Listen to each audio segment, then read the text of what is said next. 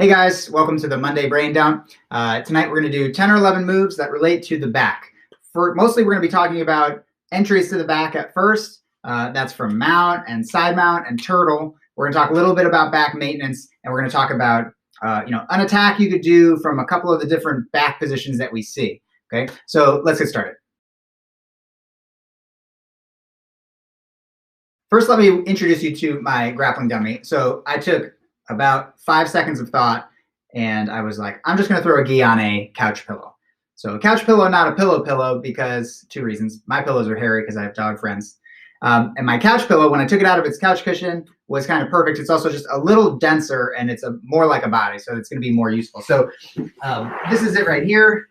Okay, so I just tying a belt felt really good, by the way. I've been doing everything no gi. Tying a belt for the first time in a little bit, pulling that knot, felt super good. So I highly recommend it. If you have a couch cushion, you can do this with. You can. I just thought imagining some of what I'm going to do would be more difficult than just showing you, and I don't need much couch pillow gi. Okay, so let's start with side control. But we say that turning away is always a mistake, and today we're going to talk about why. It's because it exposes the back, and this is how we can take the back. The person rolls away from me, exposing the back. It's the perfect time to enter, and this is how. I want to get under the arm on top and under their head, okay? And the next thing that's going to happen when they turn away from me getting my grips notwithstanding, is that when they roll away, let me make sure you can see this. When they roll away from me, the next thing that happens is their hips come up off the ground. Why do their hips come off the ground? Unless they're just log rolling to their stomach, which is basically quitting, right? They're probably trying to get up to turtle. So when they turn over, this is them sort of, coming up over their knee. And that space that appears under them, that's going to be where I can put my first hook. I would say that the number one mistake that people kind of get caught up in when someone rolls away is that they try to get the far hook first. Try to throw this leg over and get a hook in over here because they see that the person's leaving, and they see that this might be the better hook to put in. Not true. The close hook, the near hook, that's the hook you want. Someone starts to roll away, and their hips come off the ground. This is the hook I'm going to put in. Okay. So let's put everything together. I'm on top and side mount. The person decides to roll away. I'm going to come under their head and arm, and when their hips sort of come off the ground, that's when I'm going to insert my near hook. I've got my harness. I've got one of my hooks, and what I can do now is roll back and try to throw this one over. If they bend their leg and I can't, then I can cross my legs around their one leg, bridge, and then this will fit in. Trust me. All right, it's very uncomfortable for the other person. Person rolls away. I'm going to put in my harness. So that's under the head and then under the arm on the top side. And when their hips sort of come off the ground because they're coming up to their knees, that's when I put this hook in. Okay. Now, I can either throw this hook over, or if they bring their knee to their chest to defend, I can just cross my legs over the one leg and extend them and then throw it in. Now I've got the back here from side mount. Okay. Let me look at how you might be repping this at home if you don't have a buddy like this. It's going to look like this. You're on top of side mount. They roll away. You're going to put your harness in, and you're going to put this hook in. Okay? The movement's actually honestly easier. Way easier without a dummy for me. But easier to show probably you. So I've got this. They start to roll away. I bring my knee goes up their back so that my hook fits in. And then I roll back.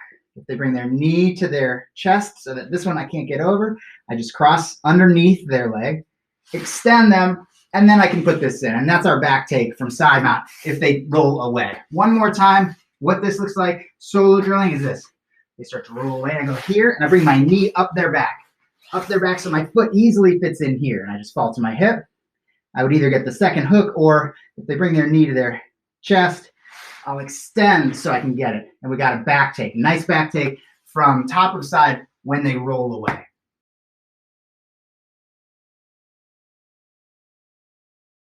Now let's talk about if a person turns in. If a person is underneath my side control and they get, for example, an underhook, so they're under here, and they use this to start turning in, okay? They turn on their side here. What I'm going to do is I'm going to take my elbow, the head side, and I'm going to put my elbow inside their armpit here, okay? I'm going to do that while I take a step over their head with my knees. So I'll end up straddling their head for just a moment, okay? They turn up, I'm gonna go here, and then back step, okay? And what happens is we end up behind them. My high recommendation to you is don't just end up here, end up here, low. You wanna put your ear behind their shoulder blade, because then if they even try to turn back, you're in the way. You have now occupied that space. Wedge them up with your body. Person, instead of turning away, they turn away. We'll do the move from before. They turn in, maybe with an arm under my armpit. They're trying to just get on their side. So sometimes we think darts here, but this will be the back take we do.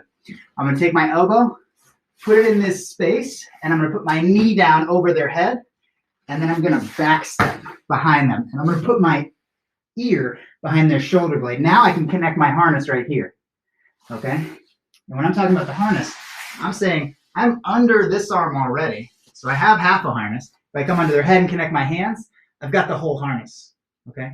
Once I've got the whole harness, I'm gonna continue from there, but I'm gonna do that first half of this move one more time.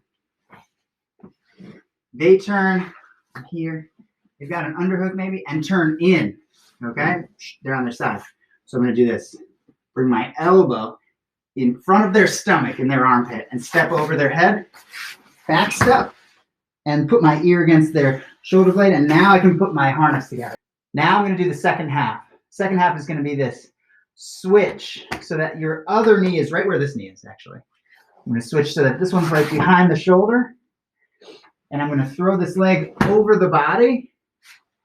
This one right here goes over the body, and then I'm gonna fall. So I just do this over the body, and I'm gonna fall this way. Straight from my right cheek to my left cheek. I'm actually falling this way. It's a mistake to roll backwards, because you can see that they're falling down my body. It'll be even more true, the real person. So I'm here, I'm gonna fall this way, and throw in my second hook, okay? So whole move with a dummy, and then we'll do the whole sequence without a dummy a couple times. I'm on top, they get an underhook, start to turn in. I'm gonna put my elbow in front and step over the head.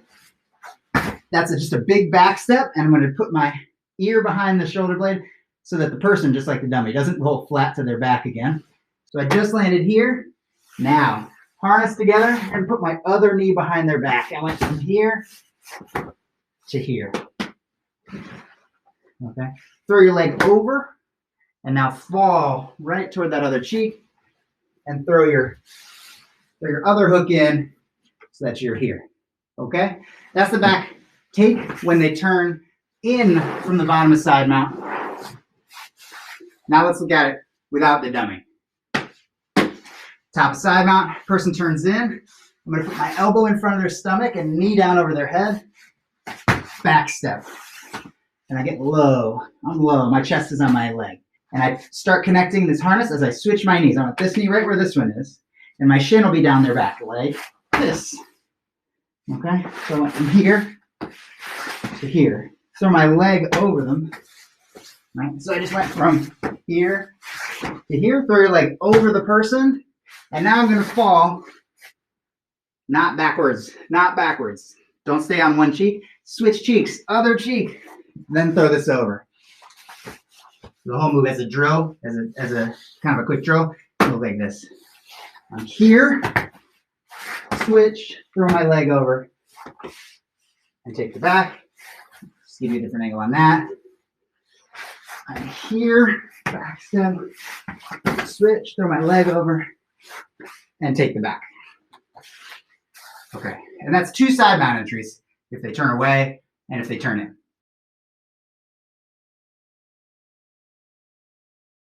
This one's worth mentioning, even though we talk about it kind of all the time in self-defense, and that is the one where they're defending and I throw punches, okay? I am gonna talk about one of the self-defense ones, and they turn over. Now that I have the benefit of this dummy, I just wanna show this. Sometimes in jiu-jitsu, I always mention this, sometimes in jiu-jitsu, we're closing down space and being tight. Sometimes we open up space and invite people in to make mistakes. When I'm throwing punches, in particular in a fight situation, let's get everything right. When I'm throwing punches and someone starts to turn over, I could be heavy enough that they can't, but that's not what I want. I want to facilitate them turning over. So when I throw punches and they start to turn over, I'm going to sort of hollow out and I'm going to allow it to happen. I'm going to lift my leg like this if I need to. And they're going to go stomach down. So now they're stomach down, and anybody's stomach down would probably realize, if I can take your place for a second, they just turned over. They'll probably realize that they can start building up a foundation to get away. Especially if we're talking about someone who doesn't do jiu-jitsu, this is the best time, easiest time to go 1, 2, put your hooks in and be just on the back. Not only on the back, but a belly down, back control, devastating to the other person, right? So they say, oh no, throwing punches, they turn over. I facilitate it, I let this space happen. When they start to get up to their knees, I actually let that space happen. I'll stand up and I'll let them get up. Now look, 1, 2, my hooks are in. When I do this in a self-defense situation, I'm not going to do a harness like a seatbelt like we do sometimes. I'm going to go under both arms. And from here, they would be on their hands and knees. But I'm going to put my hands on the floor. So normally I would keep my grip, but I'm going to do this just so I can show you that I'm going to put my shoelaces on the ground, heels together, and I'm driving these between their legs, and I open up my knees to flatten them out. Now we've got a really good belly down back take. Again, I throw punches, they turn over, I allow that to happen. They start to get up, I allow that to happen. Put my hooks in, put my double under in, and now I'm gonna put my legs through, open my knees and flatten them out. My feet stay together. Okay, without a dummy. Good way to practice this one without a dummy. It's probably gonna be very similar to what I just did. Throw punches, facilitate movement. When they start to get up, facilitate movement. Let them get up. Put your 2 hooks in. Go to double under. Imagine you're going double under. Now you'll have to put your hands on the floor for this, but put your feet, toes backwards between their legs. Then open your knees up, drive your hips down. And you'll have that beautiful belly down back control that we have, that we want to look for in a fight situation.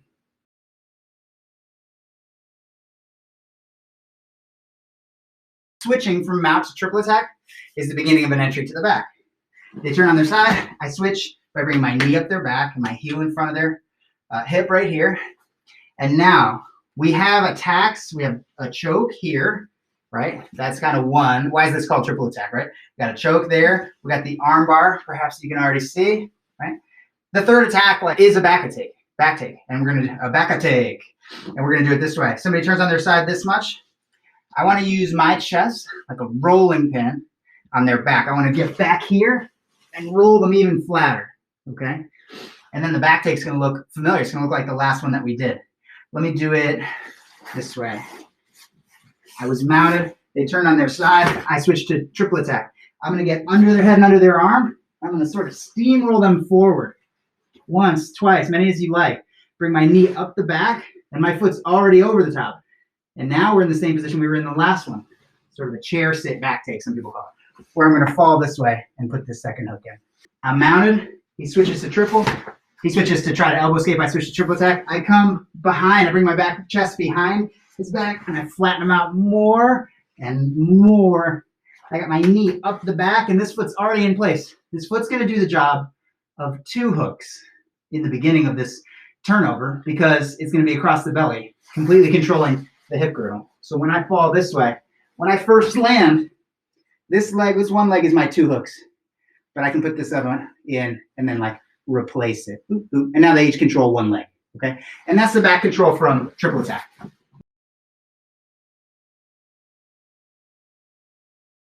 The next one I talk about is going to sound familiar too, because earlier we talked about inserting the near hook first, right? And the same is going to be true when we get to this position here, which is turtle. So someone who's in turtle is going to look kind of like this. You know, they're going to be hiding their arms, hiding their legs. All the space is going to be occupied by their body. They're going to be crunched up, right? My job is to look for the moment when I can get a near hook in. When I'm in turtle, I usually have my knee next to their knee on the floor.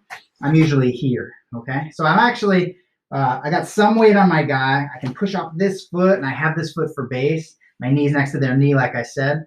But if at all I see a space in here and I can get my near hook in, then I'm going to do that.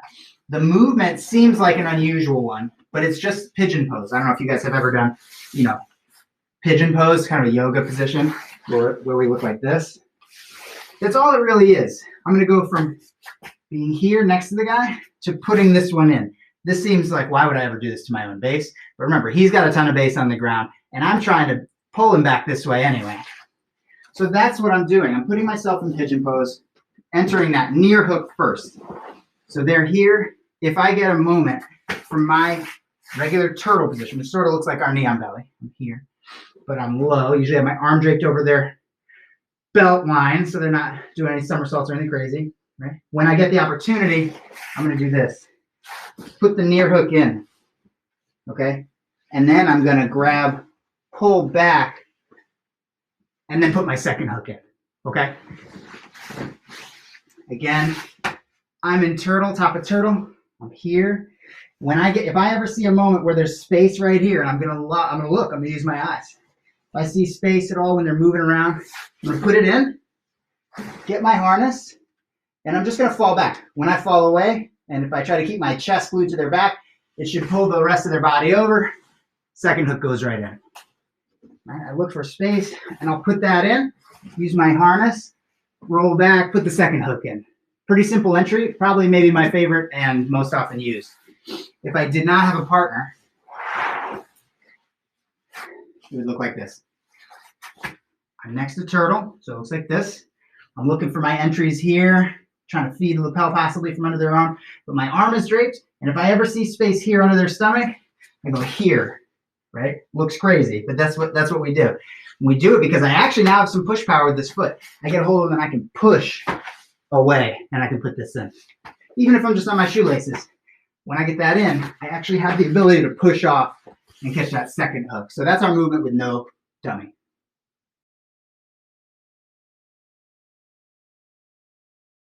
The next one I'm going to show you is going to, it's a crowd pleaser, but won't make you really any friends. Doesn't hurt anybody if you do it correctly.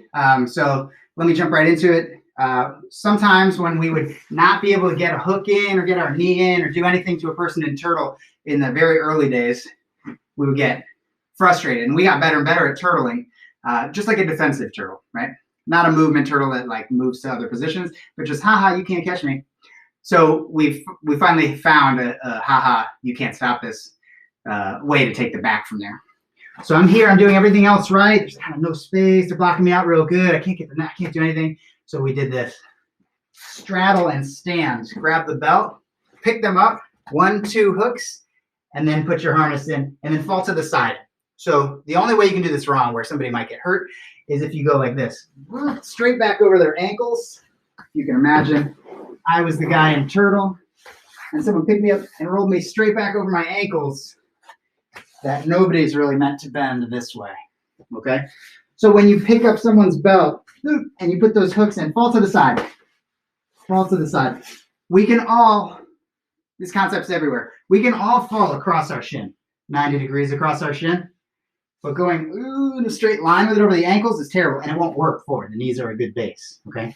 So sideways, always 90 degrees across the shin. That's the best way if somebody's kneeling to take them down. Always across the shin. Last time with my buddy here. Turtle. Okay, I can't get in. I'm gonna change my angle a little bit this way. I can't get in here, so I'll stand up, get the belt, lift, literally deadlift their belt. It'll lift there by the stomach, and space will appear above their knees. Now, when I grab onto them, whether it's a double under or a harness, fall sideways. That's the most humane way to do this.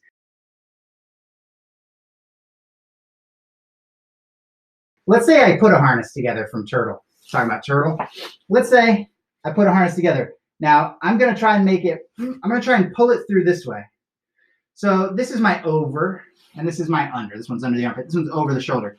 I want more over arm free. I'm trying to free up some overarm.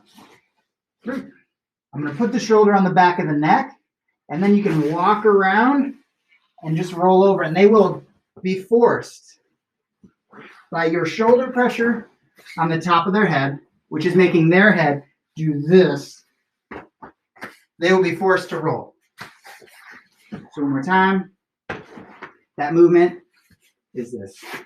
I'm in turtle. I put together a harness, but I need some more over. Like I want to put pressure on the head, and I'm not going to use my head for it. I'm going to use my arm. So I'm going to slide my harness through, so I have more shoulder to put on his head. Okay.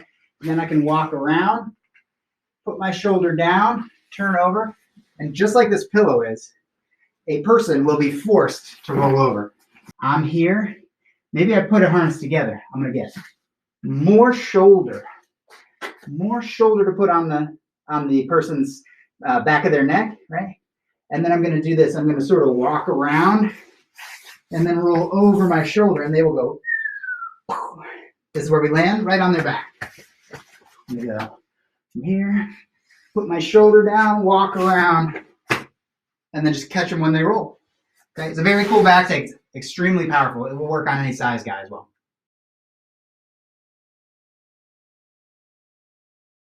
Let's talk about back maintenance. So I've got my dummy here. I am on the back.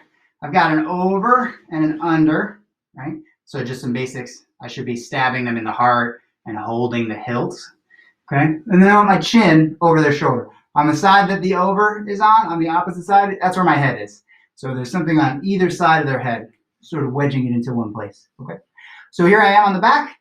Our regular back maintenance move, one of the first ones you should know, is this. One of the ways that somebody escapes is they will get themselves flat like this, sort of kill my hook, and bring themselves over it, and then turn up and get on top, okay? So instead of letting that happen, when somebody does a good job, and usually it's on the underside like this because there's access to the floor for their shoulders, right? They're trying to get their shoulder blades to the floor. You can see how this side, it's going to be harder to get their shoulder blades to the floor than this side. That's usually the easier way out. That's why we put our head there, by the way. Okay, so stab them in the heart, hold the hilt. Okay, now, when we fall to the side, if somebody starts, get in frame here, somebody starts to get themselves flat, I'm going to do this. Stick your leg out on the side that they've just killed the hook. So I had two hooks. This one's good now, but this one I can't hook anymore. Put your toes on the mat, right? Put my toes on the mat, and I'm going to do this. I'm going to go from pinky toe to heel, switch my hips underneath, and drag them to the other side and put my two hooks back in. So one more time. Let's say they're successful on this side, which is definitely possible also. They get over my arm. They start getting themselves to the mat. I'm going to put my foot out, and I'm going to go from toe to heel, switch sides, and put them back, right? So it's this constant switching, okay, to stay on their back. Toes go as far up as you can, from your toes to your heel, switch sides, and you're maintaining the back. This can be solo drilled. You don't need a pillow to do this. Solo drill pretty easily by imagining you're on the back, and then someone starts to escape and get their hips squared to the ceiling. You put your foot out, go toe to heel, and then I like to sort of almost like lift and switch too. I'm doing almost like with my upper body. Somebody starts to escape their back, toes to the mat, and I go to here. One thing you don't want to do is put your toes down, start switching sides, and open up both your legs. Okay, that's the number one mistake. This one's hooked. Keep your hook. You're on the inside of their thigh. Keep that hook. Put this one back in. Then treat this as a separate movement. So don't go like this. That's no good. We want to go from having the back, keeping the hook I have, to switching sides and having two hooks. Then do the other side, okay? Just so you don't get any bad habits. You don't want to be opening any hooks that you need to keep when you're with an opponent.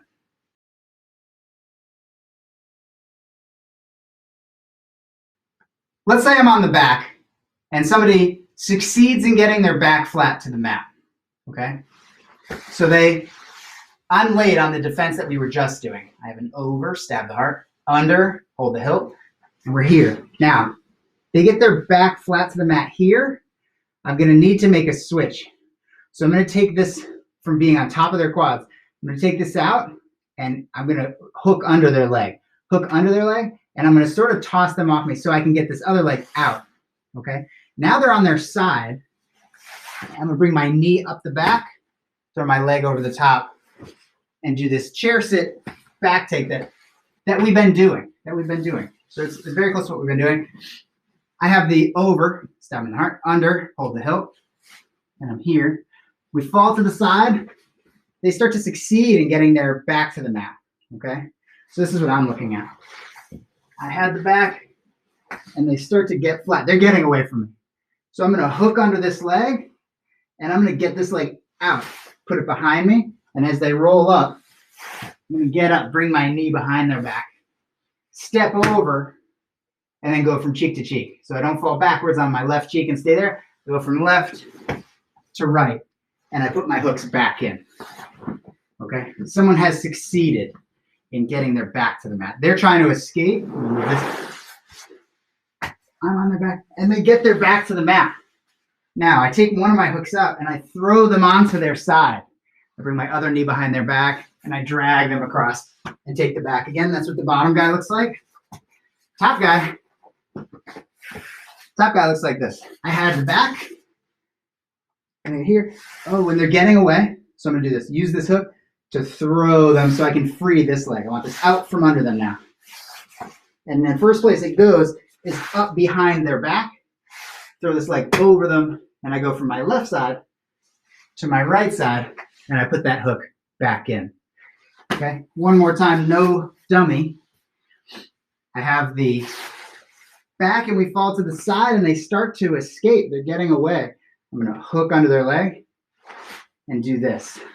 I'm just getting, they're on me, right? I don't want them on me anymore because I want that leg, I want this knee up here.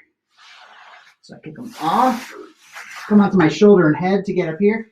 Now I got my knee up behind their back, still got my harness, throw my leg over, and I'm good to go, fall to the side, throw the second hook in.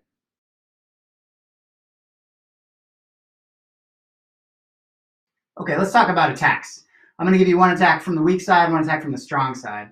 So they call the weak side, the side I was talking about before, the underside. It's weaker.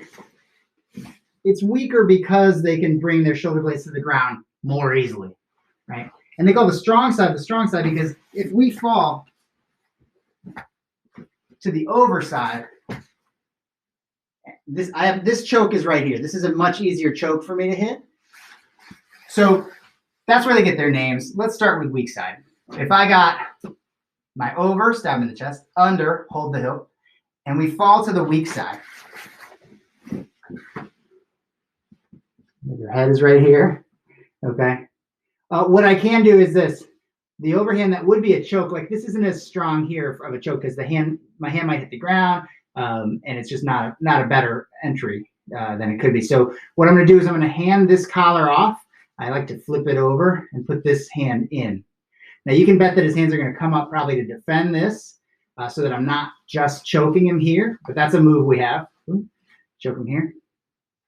So what I'm going to do instead is this. When his hands come up to defend, I'm going to go to the pants. So I reach down to the pants. I'm going to hold, for our purposes, down here and call that the pants, okay?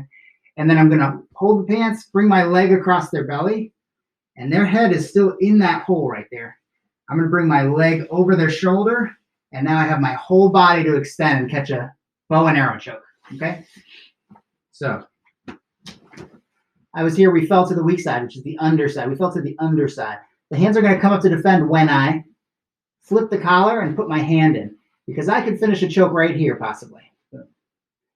Excuse me. Right here. Okay. But when the hands come up to defend, I'm going to bring this hand out of the mix and go get the pants. And I'm going to turn this leg from not only being one hook, but hooking across the whole belly. Now that I'm across the whole belly, I'm going to bring this one over the shoulder, and I have, especially with the pants, I'll show you in a sec what the bottom guy looks like. I have a great choke here where I have all my body leverage against them, okay? What the bottom person looks like is this. If someone has my back and we fall to the weak side, and they put their hand in my collar, and I start defending here, and they grab my pants, what happens is when they bring their foot across my belly like we were just talking about, and then they pull this, I end up in this position. You don't have to know much except for how terrible this is for me. This right here, having my knee pulled and being into this sideways position here, all crooked in the spine and hips, it's a very powerless position for me. So imagine that as I do this again to my buddy here. When I fall to the weak side, I open the collar and feed the choke. The hands come up to defend, and I go get the pants. I get them at the knee, and I put this person in that position when I bring my foot across the belly. So not a hook on each leg, but one hook across the belly, and I get that leg and I pull them out of position. Their knee is all crunched up like we were talking about, and now I'm here. And I have this attack right here. Very powerful choke. One of the best for new people to be hitting on their partners too. It doesn't take much knowledge to hit it, but it works all the way to the very highest levels of jiu-jitsu.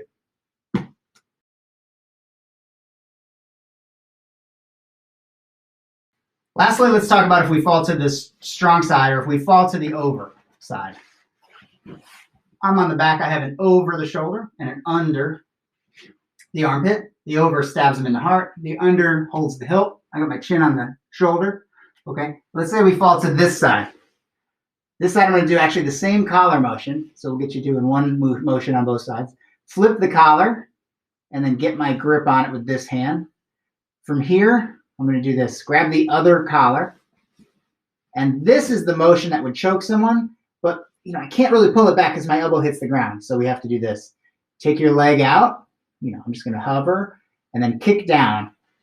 That's going to help me come up to my elbow. And from here, I can use my shoulder behind their head and close this space up. And it's a very powerful choke. Okay? So I had the back. I have an over and an under. When we fall to this side here, I'm going to feed the collar, grab the other collar. And the idea is that I could choke them here, but I really want to pull this back for maximum choking power. And I can't because the floor is in the way. So I do this. Use your leg to kick up to your elbow. When you're up on your elbow, don't just use your hands. Use your shoulder on the back of their head. Very powerful choke. Last time I'm on the back and we fall to the strong side. Okay, so I'm here. Open the collar, get your grip. The other one stays right under the arm. You don't take it out or anything. I'm still under this arm. Right here. Take your leg out, kick yourself up. Now I'm here. Use your shoulder to finish this choke right here. Very powerful gi choke. All right, guys. I want to thank you for coming. I want to thank my dummy for being born. And we'll see you next week on the brain dump. But for this week, I'll see you in class. We're going to work a little bit of entries, a little bit of maintenance, a couple of attacks, Tuesday, Thursday, and Saturday. And back attacks will be the movements that show up in our workouts of the day as well. Okay, we'll see you this week. Take care.